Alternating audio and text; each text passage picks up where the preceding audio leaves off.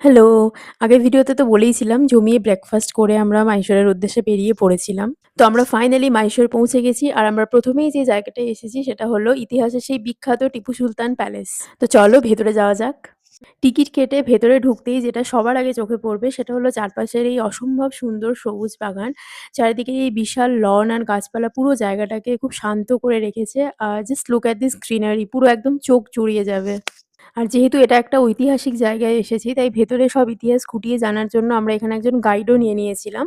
আর guide কাকু কিন্তু আমাদেরকে খুব সুন্দরভাবে প্রত্যেকটা কোণার গল্প বোঝাচ্ছিল। একদম স্টার্টিং থেকে এন্ড খুব ভালো এক্সপ্লেইন করেছে সবকিছু। আর এই যে সামনে যে গাছটা দেখা যাচ্ছে এটা কিন্তু ২০০ বছর পুরনো একটা গাছ। এর নাম মেহগিনি। আর এই পুরো প্রাসাদটা কিন্তু একদমই পাথরের নয় বরং খাঁটি সেগুন কাঠ দিয়ে তৈরি। আর ভেতরের এই ইন্দো ইসলামিক কারুকার্য সত্যিই দেখার মতো। ভেতরের দেওয়ালে যে হ্যান্ড পেইন্টিং গুলো দেখা যাচ্ছে সেগুলো হলো মাইশোরের যুদ্ধ আর টিপু সুলতানের বীরত্বের জীবন্ত ইতিহাস।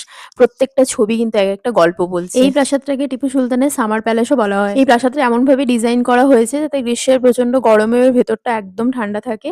এই চারপাশটা পুরোপুরি দেওয়াল দিয়ে কিন্তু বন্ধ নয় বরং খোলা করিডোর, বড়, বড় খিলান আর বারান্দা রয়েছে। আর তার ফলে বাতাস খুব সহজেই প্রাসাদের এক পাশ থেকে অন্য পাশে চলাচল করতে পারে যা প্রাকৃতিকভাবে পুরো জায়গাটাকে কিন্তু খুব ঠান্ডা রাখে। এই প্যালেসের ভেতরের মিউজিয়ামে টিপু সুলতানের ব্যক্তিগত জিনিসপত্র, আসবাবপত্র আর বিভিন্ন ঐতিহাসিক ছবির কিন্তু দারুণ কালেকশন রয়েছে। যেমন তার ব্যবহার করা সিল্কের বিভিন্ন পোশাক, তলোয়ার, সোনার উপর মুদ্রা এই ধরনের বিভিন্ন জিনিসের কালেকশন ওই মিউজিয়ামে কিন্তু রয়েছে। ইতিহাস আর প্রকৃতির এই মিলবন্ধনে মাইশোরের ১ম স্টপটা তো পুরো ফাটাফাটি হলো।